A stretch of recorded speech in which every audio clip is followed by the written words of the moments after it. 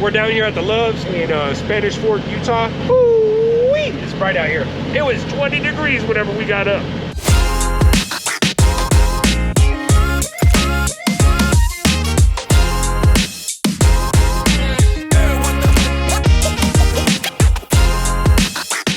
When you're applying online at primeinc.com on your application, make sure when it asks you were you referred to by an active Prime driver, make sure to click on yes. The box below that, make sure to put my driver code, Strexa. Now let's do some trucking.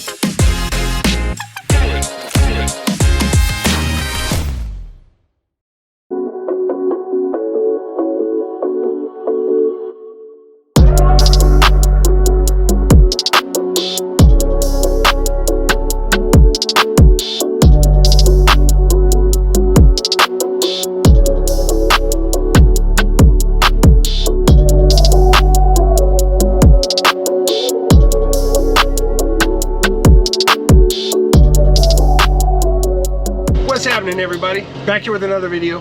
Before we jump into it, don't forget to give me that thumbs up, smack that subscribe button, click on that bell for notifications. It's been a minute since I put out a video. I just wanted to let everybody know that I'm currently training my trainee Mike. Today is day 10 of his last 3 weeks of TNT training. I believe he did his first 30 or 35,000 miles with a reefer driver. He had 2 different trainers. Now I'm finishing out his last 3 weeks. He's gonna be running the tanker side, on the inedible side, not food grade. And the first day when he drove, we started to slide a little bit. We hit some black ice, but I was just super calm with him. You know, the last thing that you want to do if you're training a student is freak out on them, because when they're behind the wheel, that's just going to make them more tense and possibly turn a bad situation into even a worse situation. So I was super calm about it. Said, hey man, take your foot off the gas, hold that steering wheel straight. Whatever you do, just don't hit the brake. And I said, when you safely can, go ahead and pull over to the next truck stop and we'll go ahead and switch. Because the road conditions were pretty bad. Our first load we picked up in, where did we pick this load up at?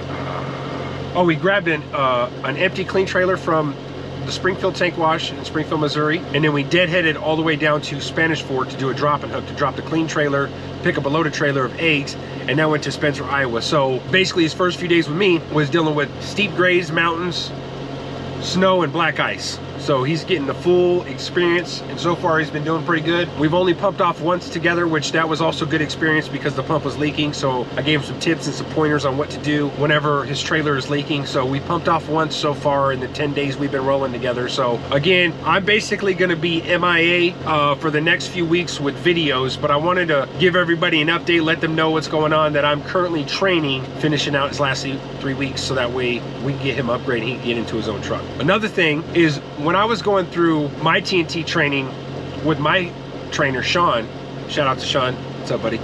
Again, I had a good PSD trainer and a good TNT trainer. So I just want to do the same for Mike and get him as prepared as possible, because he does have the right mindset coming into trucking. A lot of people don't really have that right mindset of go-getters. They want to get it, you know, they got families, they got a house, they got kids, so failure's not an option to them. And I kind of just rambled off. I rambled off there a little bit, but what I was gonna say is that the last week of my TNT training, I was in TNT training for about 100 days total for my TNT training 2 years ago. Now, my last week, my TNT trainer, Sean, bought me, you know, the Blue Parrot, what is this, hang on, which one is this? The Blue Parrot B550-XT. This is an amazing headset. I just helped Mike out, gave him an extra 100 cash for this past week for running. He did really good.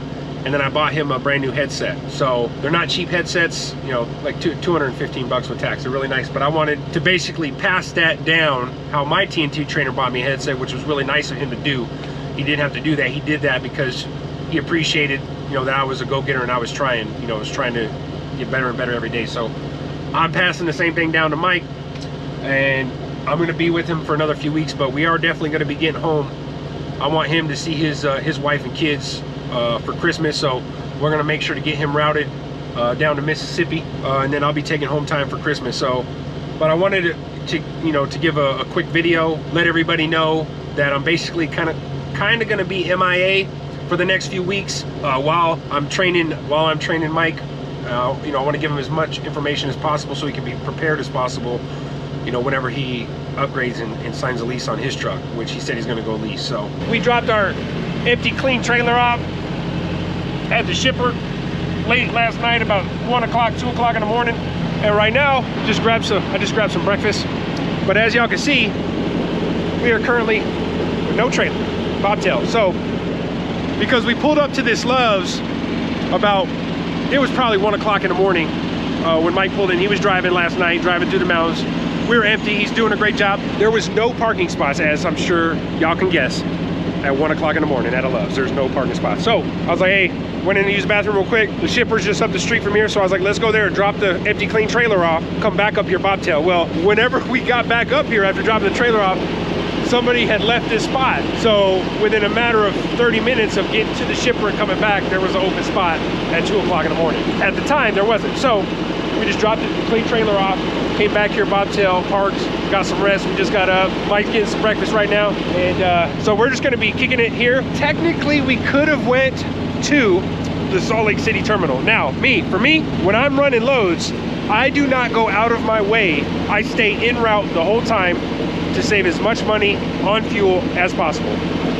Some folks will go to the terminals, even if it's 30 minutes out of their way, an hour out of their way. Me, I'm not doing it. We're gonna be hanging out here today, get a shower, do some laundry. Tomorrow in the morning, since we're bobtail, we'll go to the shipper, hook to the loaded, get our paperwork, do our depart call, and this load is going to Verona, Missouri. Then after this load, we'll be getting another load to go to Forest, Mississippi, and that's where my trainee stays in that area. So that'll get him home. That load goes back to Verona, Missouri, which is 55 minutes away from where I live in Springfield, Missouri. So then I can go on my home time. Then I'm gonna take that same load to pick it back up and finish out his training. There's still some snow caps up there on the mountain. So Salt Lake City, Utah reminds me of Phoenix, Arizona, which is where I was born at, and I spent a good chunk of my life. So Salt Lake City does remind me of Phoenix, Arizona, but there's snow here. There's not snow in Phoenix, Arizona. So we're just gonna be kicking it here, y'all. Also, y'all gotta excuse the mess. I will tell you firsthand, training in a mid-roof, not too much fun. I will say that. It is really tight, but so far Mike and I have managed. It's gonna be tight with two big boys inside of a mid-roof truck. But again, so far we managed to do it. So just hang tight, guys. I'm gonna continue to bring you some content. I have not been doing any recording. I've been trying to focus my energy and my time solely on getting Mike prepared as possible. I've been cutting a lot into my sleep, you know, trying to feed as much information to him as possible so he can be prepared when he goes on his own, because I want to train him the right way. So far I think I've been doing a pretty damn good job. Mike told me that he has you know, he learned more from me in the first 2 days that we've been rolling than he did the 30 or 35,000 miles with the two other trainers. So that did make me feel good.